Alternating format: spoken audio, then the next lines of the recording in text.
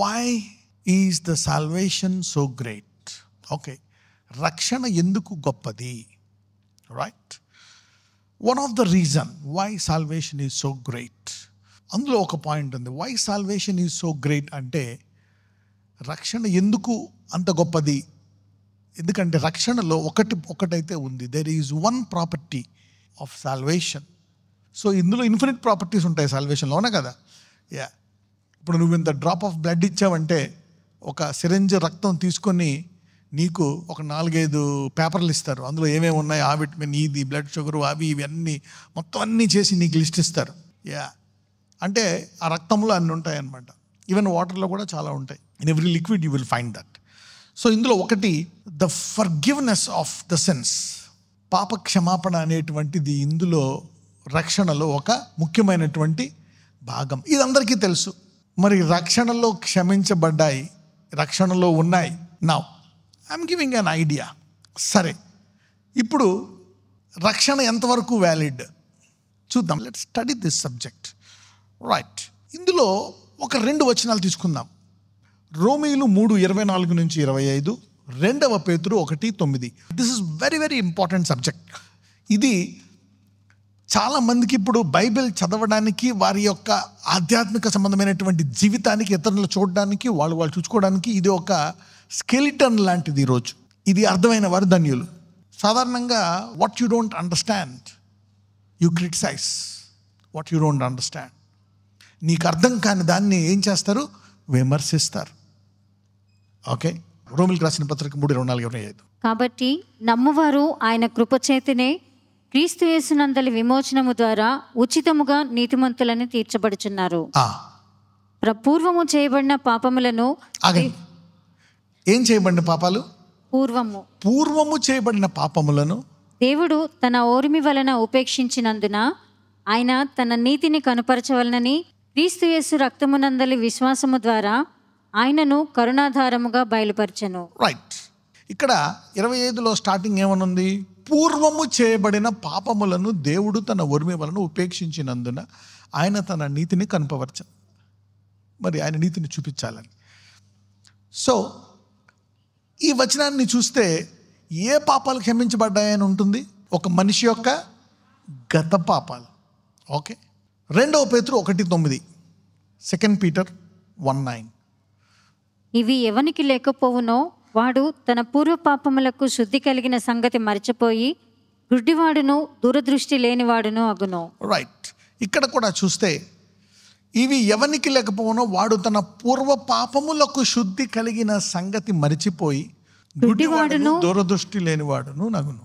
ఇక్కడ కూడా చూస్తే మనకి యేసు ప్రభు రక్తము ద్వారా ఏ పాపాలు క్షమించబడ్డాయని అని తెలుస్తుంది?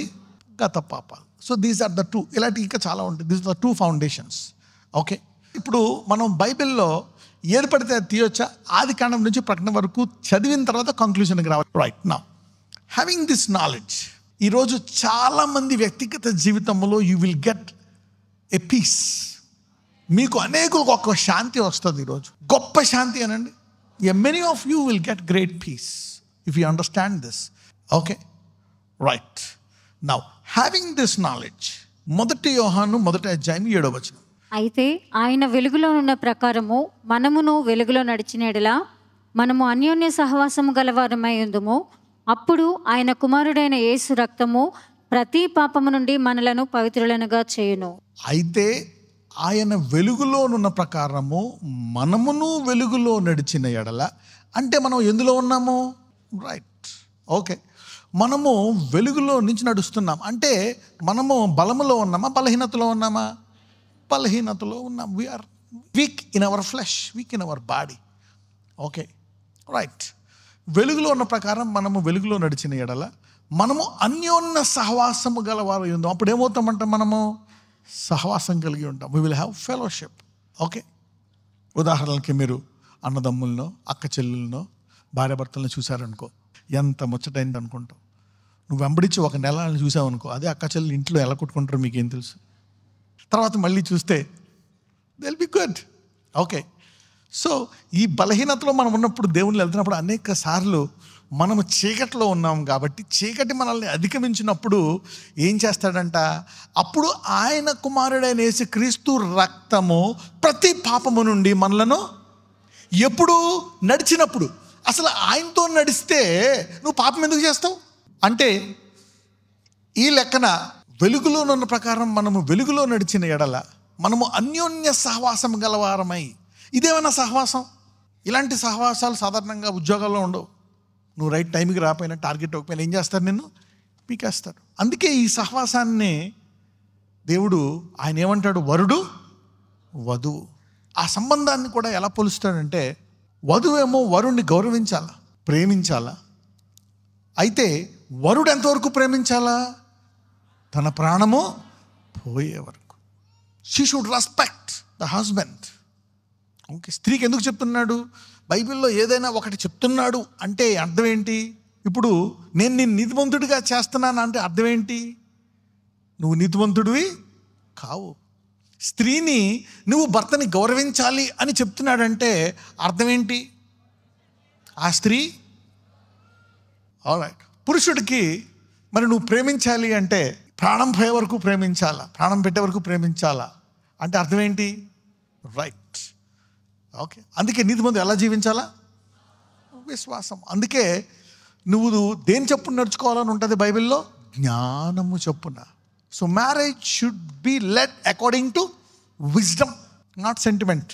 సహవాసము చేసిన తర్వాత అప్పుడు యేసు రక్తము ప్రతి పాపములను, అంటే as long as you are together, Yesu నా రక్షకుడు జీవిత కాలం అంటే ఈ ఆఖరి రోజు వరకు, ఈ భూమి మీద ఉండే ఆఖరి రోజు వరకు నేను సహవాసం చేస్తున్నాను నా దేవునితో, నా జీవిత కాలము యేసు రక్షకుడు అని అనడం ఒక ఎత్తు, జీవితకాలం ఆయన అంగీకరిస్తూ ఉండడము ఒక ఎత్తు. ఆఖరి రోజు వరకు ఆయన రక్షకుడు అనే సహవాసంలో ఉన్నట్లయితే నీ పాపాలు క్షమించబడ్డాడు. Okay, but yet this is true. 1 Yohanu 1:9.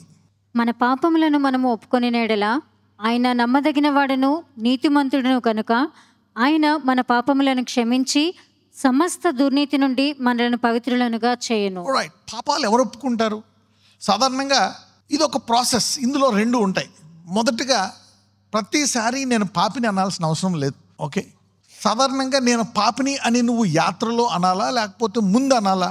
ముందు అనాలి నువ్వు పాపిని. ఒక్కసారి నువ్వు పాపివి యేసుని అంగీకరించిన తర్వాత ఏమవుతావు? నువ్వు నీతిమంతుడు అవుతావు. నువ్వు నీతిమంతుడు పడిపోయినప్పుడు నీ యొక్క పరిశుద్ధాత్ముడు నీతి విషయమై నీ జ్ఞాపకం చేస్తాడంట. ఏమని? నీతి విషయమై నీ జ్ఞాపకం చేస్తాడు. ఏమని? నీవు పరిశుద్ధుడవు, నీతిమంతుడవు, ఇది నీ స్థానం కాదు అని. అప్పుడు నువ్వు లెగుస్తావు. అంటే ఆ స్థాయిలో వెళ్తున్నప్పుడు యేసుని అంగీకరించిన తర్వాత పడిపోయిన నీతిమంతుడివే నుంచున్నా, యు గెటింగ్ ఇట్ నా. ఇప్పుడు గొర్రె బురదలో పడిపోయింది అనుకోండి, అరే ఇది పంది అయిపోయింది అంటారా మీరు? పంది ఎక్కడ పడుకుంటుంది? హ్యాపీగా పడుకుంటుంది. సో గొర్రె బురదలో పడకపోయినా, బురదలో పడినా ఏముంటుంది? అలాగే ఒకసారి నువ్వు రక్షింపబడి నీతిమంతుడైన వారు, okay, so that your eyes will be open. Okay, so ఈ వాక్యం మీలో వేరుపారి నిలబడును గాక. Alright, let us study some more scriptures. ఇప్పుడు పడిపోయినప్పుడు ఒప్పుకోవడం అంటే ఏంటి? అరే నేనేంటి బురదలో పడిపోయాను, ఎందుకు ఇలా చేశాను ప్రభువా, సారీ అయిపోయింది, తప్పు. ఈ రకంగా ఒప్పుకోవడం అనేది ఉంటుంది. నేను పాపం చేస్తున్నా అనుకోవడం. నేను నీతిమంతుడిని ప్రభువా, నీవు నీతిగా చేసినా నేను పడిపోయాను కాబట్టి నెక్స్ట్ టైం నాకు నువ్వు బలాన్ని ఇంకా సంప్రదించు, దీని నుంచి ఇంకా నేను అధిగమించే కృప నాకు దయచేయి అనే రీతిగా you do your best and you go from glory to glory. This is how a believer walks. Right. యాకోబు 2:10. ఎవడైనను ధర్మశాస్త్రం అంతయు గైకొనియు ఒక్క ఆజ్ఞ విషయంలో తప్పిపోయిన ఎడల ఆజ్ఞలన్నిటి విషయంలో అపరాధి అగును. మనము సాధారణంగా ర్యాంక్స్ చూసుకుంటాం. వ్యభిచారం చేస్తే ఒక తప్పు, పొరపాటున ఒక అబద్ధం ఆడినా, నీ పొరుగు వారి ఏదైనా ఆశించిన, ఎవరినైనా నీ తల్లిదండ్రులు అగౌరవంగా నువ్వు మాట్లాడినా అవి తప్పులు కాదనుకుంటాం. కానీ అవి కూడా ఆజ్ఞలే. అంటే ఇక్కడ శాస్త్రులు పరిసయ్యులు ఏ స్థాయికి తీసుకొచ్చేసారంటే మేము ధర్మశాస్త్రాన్ని పాటించగలుగుతున్నాము అనే స్థాయికి తీసుకొచ్చేశారు. It is easy to follow. అయితే యేసుప్రభు వారు దాన్ని మళ్ళా ఒక కొత్త స్థాయికి తీసుకొచ్చి దీన్ని ఏ మానవుడు కూడా పాటించలేడు అని చెప్తాడు. ఓకే, అంటే ఇప్పుడు ధర్మశాస్త్రంలో నీ పొరుగు వారిని ఆశించకూడదు. ఏదైనా చూసి అరే అది బాగుంది అని నువ్వు ఆశపడితే నువ్వేం చేసినట్టంట? ఈ 10 ఆజ్ఞలు కూడా ఉల్లంఘించలేనట్టంట. ఒక్క ఆజ్ఞ విషయంలో తప్పైన ఎడల ఆజ్ఞలన్నిటి విషయంలో అపరాధి అగును. అంటే ఇక్కడ ఒక రకంగా యూదులను వారి యొక్క స్వనీతి నుండి విడిపిస్తున్నారు. ఇక్కడ పౌలు భక్తుడైంది, యాకోబైంది, అనేక సార్లు మరి యేసుప్రభు వారు కూడా మీకు అసాధ్యము ఇది అనేదాన్ని వారికి జ్ఞాపకం చేస్తున్నాడు. వారేంటంటే వారి స్థాయికి తెచ్చేసుకున్నారనమాట. ఆజ్ఞలన్నీ పాటించకుండా వారికి కంఫర్టబుల్గా వారికి కావాల్సిన పరిధికి వారు తెచ్చేసుకున్నారు. తల్లికి తండ్రికి ఏమన్నా ఇవ్వాలి, నీవు జీవితాంతం వాళ్ళని చూసుకోవాలా. వాళ్ళు ఏం చేశారు? వాళ్ళకి నేను ఇవ్వాల్సింది ఒక మాట అంటే అవసరం లేదండి, అలాగనమాట. దాన్ని మనిషి ఆజ్ఞలుగా మార్చేసుకున్నారు. అయితే యేసుప్రభు వారు దాన్ని తిరిగి మంచి స్థాయికి తీసుకొచ్చి ఇదిగో ఇది ధర్మశాస్త్రం అని చెప్పి దీన్ని మీరెవరూ పాటించలేరు, అందుకే జగత్ పునాది వేయక మునుపు వధింపబడిన గొర్రెపిల్ల, నేను మీకు కావాల్సిందే. ఎంతకాలం కావాలా? జీవితకాలము కావాలా. రైట్. రోమీలు 3:19-20. ప్రతి నోరు మూయబడినట్లును సర్వలోకము దేవుని శిక్షకు పాత్రమగినట్లును ధర్మశాస్త్రము చెప్పుచున్న వాటిని అన్నిటినీ ధర్మశాస్త్రమునకు లోనైన వారితో చెప్పుచున్నదని. ప్రతి నోరు మూయబడినట్లును సర్వలోకము దేవుని శిక్షకి పాత్రమగునట్లును ధర్మశాస్త్రము చెప్పుచున్న వాటన్నిటినీ ధర్మశాస్త్రమునకు లోనైన వారితో చెప్పుచున్నదని ఎరుగుదాం. చదువు 20 కూడా. ఏలయనగా ధర్మశాస్త్ర సంబంధమైన క్రియల మూలముగా ఏ మనుష్యుడును ఆయన దృష్టికి నీతిమంతుడని తీర్చబడడు. రైట్. ఒక మనిషి నీతిమంతుడిని నేను కాను, నాకు యేసు ప్రభు కావాలా. You need Jesus all your life. Okay, now ఇప్పుడు ఫర్ ఎగ్జాంపుల్ మీ అందరిలో ఇంకా బలహీనతలు ఉన్నాయి. ఇప్పుడు నీవు ఇంకా కొన్ని పొరపాట్లని జయించలేదు. దేన్ని జయించలేదు? ఉదాహరణకి కోపాన్ని. ఓకే, కోపం అనేది జయించలేదు. కోపం అనేది పాపమా కదా? ఎంతమంది కోపం అనేది పాపం అని తెలుసు? ఎందుకు అంటే కోపం గురించి ప్రత్యేకంగా రాయబడి ఉంటుంది. నీవు ఒకవేళ కోప్పడినా కానీ సూర్యుడు అస్తమించేలోపు ఏం చేయాలంట? ఆ వ్యక్తితో సమాధానం పడిపోవాలంట. లేకపోతే ఏమవుతుందంట? అక్కడ ఒక మాట ఉంటుంది, అపవాదికి ఏమిస్తామంట? మనము ఛాన్స్ ఇస్తామంట. అపవాదికి ఛాన్స్ ఇస్తున్నాం. ఇప్పుడు పేతురులో ఏముందని అపవాదికి ఛాన్స్ ఇచ్చాడు? యేసు ప్రభు వారిని పట్టుకొని నేను యూదులకు అప్పగింపబడతాను, ఈ నాయకులకు, వాళ్ళు నన్ను హింసించి చంపేస్తారు, ఆ తర్వాత నేను 3వ దినాన లెగుస్తానంటే పేతురు యేసు ప్రభు వారిని పట్టుకొని గద్దిస్తాడు, నీకది దూరమవునుగాక అని. ఎవరిని గద్దిస్తాడు? యేసు ప్రభు వారిని. అంటే వాళ్ళు అనకూడదు. Speak positive, don't speak negative. కరెక్టే, but it is not applicable to the one above you. ఎఫ్ఎస్సి 4:26. కోపపడుడి గాని పాపము చేయకుడి. సూర్యుడు అస్తమించే వరకు మీ కోపం నిలిచి ఉండకూడదు, అపవాదికి చోటియకుడి. అంటే అర్థం ఏంటి? ఒకవేళ నీ కోపము గనక సూర్యుడు అస్తమించిన తర్వాత ఉంటే ఆ కోపం ఎలా మారుతుంది? పాపంగా మారిపోతుంది. సో నీలో పాపం ఉంటే ఎవరు వస్తారు? అపవాది వస్తాడు. This is what happens. These are practical things. నేను చూసిన కొన్ని ప్రాక్టికల్ థింగ్స్ చెప్తున్నాను అనమాట. ఇది చిన్న పాపం కాబట్టి వెళ్ళిపోవచ్చు పరలోకం, కానీ సందులోంచి ఇరుక్కొని వెళ్ళిపోవచ్చు అని అనుకుంటున్నారు. కోపం కాబట్టి. ఏ పాపం కాబట్టి? కోపం కాబట్టి.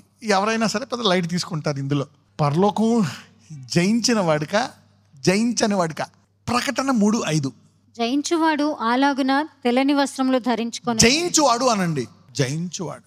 ఓకే, జయించువాడు అలాగున తెల్లని వస్త్రములు ధరించుకొనెను, జీవగ్రంథములో నుండి అతని పేరు ఎంత మాత్రమునో తుడుపు పెట్టక నా తండ్రి ఎదుటను ఆయన దూతల ఎదుటను అతని పేరు ఒప్పుకొందును.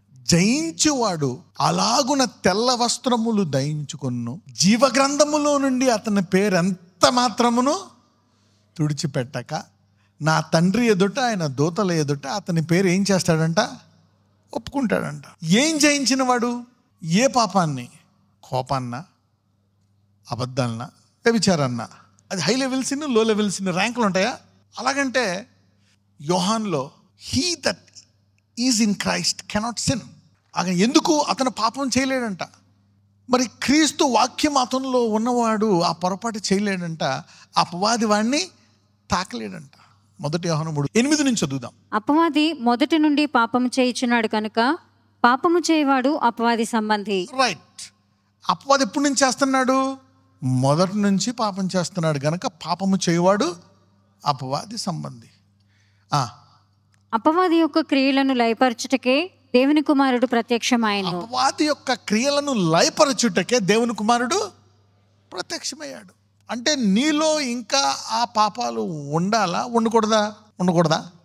ఒకవేళ ఆ పాపము, కోపం అనేది ఉండి అది రాత్రి సూర్యుడు అస్తమించిన భోజనం తర్వాత కూడా కోపంతో పడుకున్నాడు అనుకోండి, చనిపోతే ఆ వ్యక్తి పరలోకం వెళ్తాడా, నరకం వెళ్తాడా? మరి వాక్యం ప్రకారం అపవాది మొదటి పాపం చేసినాడు కనుక పాపము చేయవాడు ఎవరి సంబంధి? మరి అపవాది సంబంధులు పరలోకం వెళ్తారా? అపవాది యొక్క క్రియలను లయపరచుటకే దేవుని కుమారుడు ప్రత్యక్షమయ్యాడు. చదవండి 9. దేవుని మూలముగా పుట్టిన ప్రతి వానిలో ఆయన బీజము నిలుచును గనుక వాడు పాపం చేయడు. దేవుని మూలముగా పుట్టిన ప్రతి వానిలో ఆయన బీజము నిలుచును గనుక వారి పాపము చేయడు. వాడు దేవుని మూలముగా పుట్టినవాడు గనుక పాపము చేయజాలడు. వాడు దేవుని మూలముగా పుట్టినవాడు గనక పాపము, పెద్ద పెద్ద పాపాలన్నీ పక్కన పెట్టేద్దాం మీ మైండ్ సెట్ ప్రకారం. నీవు అబద్ధము, అలా రోజుకి ఎన్ని ఆడతారు అంటే ఏ సంబంధులు వెళ్ళు? మరి పరలోకం వెళ్ళొచ్చా? కానీ వెళ్ళిపోతారా? దేవుని మూలముగా పుట్టిన ప్రతి వానిలో ఆయన బీజము నిలుచును గనక వాడు పాపము చేయడు. కొత్తగా జన్మించిన వాడంటే ఎవరు? యేసు దేవుడని తన నోటితో ఒప్పుకున్నవాడు. రైట్. దేవుని మూలముగా పుట్టిన ప్రతి వానిలో ఆయన బీజము నిలుచును గనక వాడు పాపము చేయడు. వాడు దేవుని మూలముగా పుట్టిన వాడు గనక పాపము చేయజాలడంట. సరే, ఇప్పుడు జయించడం అంటే ఏంటి? ఇప్పుడు పరలోకం ఎవరికి అనుకున్నావు? ప్రకటన 3:5 ప్రకారం జయించిన వారికి. సరే, మరి ఇక్కడ పాపం ఏంటి? 1 యోహానులో ఇందాక వచ్చిన వచనంలో పాపం అంటే ఏంటి? దేవుని మూలంగా పుట్టిన వాళ్ళు బీజముగా వాడు దేవుని మూలంగా పుట్టినవాడు కనుక పాపము చేయజాలడు. ఇక్కడ పాపం అంటే ఏంటి? What is sin here?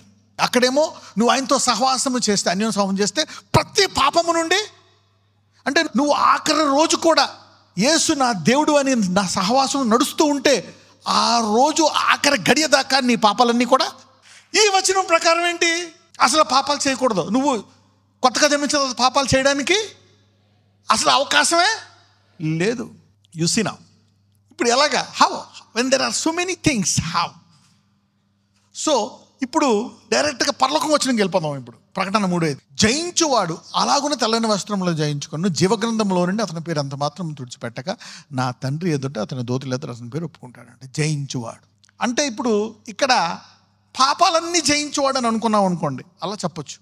సరే, జయించువాడంటే ఏంటో చూద్దాం. 1 John 5:5. యేసు దేవుని కుమారుడని నమ్మువాడు తప్ప లోకమును జయించువాడు మరి ఎవడు? ఇక్కడ జయించువాడు అంటే ఎవరు? యేసు దేవుని కుమారుడని ఆఖరి గడియ వరకు నమ్ముకున్నవాడు. జీవితకాలం అంతా వాడు పాపాన్ని జయించాడు. వాళ్ళలో బీజం ఉంది. అటువంటి వాని పాపములు క్షమించబడతాయి. ఎందుకు? యేసునే పట్టుకొని ఉన్నాడు గనక అతని పాపాలన్నీ క్షమించబడి జయించి పరలోకానికి వెళ్తున్నాడు. God is giving you something more clear, even more clear understanding today. దేవుని కుమారుడిని నమ్మువాడు తప్ప లోకమును జయించువాడు మరి ఎవడు? అంటే యేసు దేవుడని పెట్టుకుంటే నువ్వు లోకమును ఏం చేసినట్టు. అందుకే నీ స్థాయి వేరు. ఓకే, అంటే అక్కడ వాళ్ళ పాపాలు ఎందుకు చూపిస్తున్నాడు? యూదులు, ఎందుకంటే వారు యేసు దేవుడని ఒప్పుకోవట్లే. ఈ యూదులు ఆయన ప్రవక్త అని అనుకుంటున్నారు, లేక ఒక రాజని, ఆయన ద్వారా తప్ప వేరే మార్గం లేదు అనే రూట్లోకి రావట్లే. అందుకని ఈ పాపాలన్నీ క్షమించబడకుండా వారిలో నిలిచి ఉన్నాయంట. You see that? అయితే దేవుడి ప్లాన్ ఏంటి? నువ్వు అన్నిటిని జయించి సాధ్యమైనంత వరకు చిన్న చిన్న కోపాలను వదిలే జయించి నీతో పాటు ఊర్లని దేశాలని తీసుకెళ్ళాలని. That's the plan of God. అంటే మనలో కొంచెమే ఉంది, ఆయనలో మనకు 1% ఇచ్చాడు, 99% పవర్ ఆయనలోనే ఉంది. You see the love of God. క్రీస్తుని అంగీకరించినందుకు సిలువ మరణం అంత గొప్పదే. Salvation is very, very, very powerful. Accepting Jesus. He wants you to be righteous. He wants you to be holy. He wants you to be like Jesus. Avuna kada? Yeah, this is the plan of God.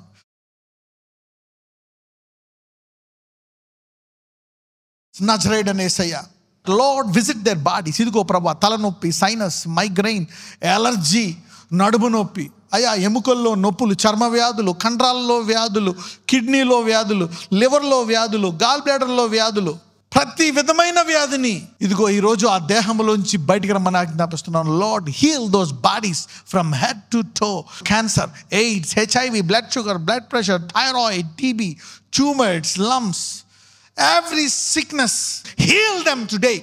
అయ్యా ఈరోజు వాళ్ళ పేర్లు పరలోకంలో గ్రంథంలో రాయబడి ఉన్నాయి. యాత్రలో వారు పాల్గొని ఉన్నారని నాయన, వారిని స్వస్థపరచండి నాయన. Heal them. వారు అనేకులకి సాక్ష్యాలు చెప్పినట్లు వారు దేహములను ముట్టి స్వస్థపరచమని ప్రార్థిస్తున్నాం. Lord heal their bodies. ఈ భూమి మీద అనేకుల సాక్షిగా మేము జీవించే కృప దయచేయమని నజరేయుడైన యేసుని ప్రార్థిస్తున్నాము తండ్రి.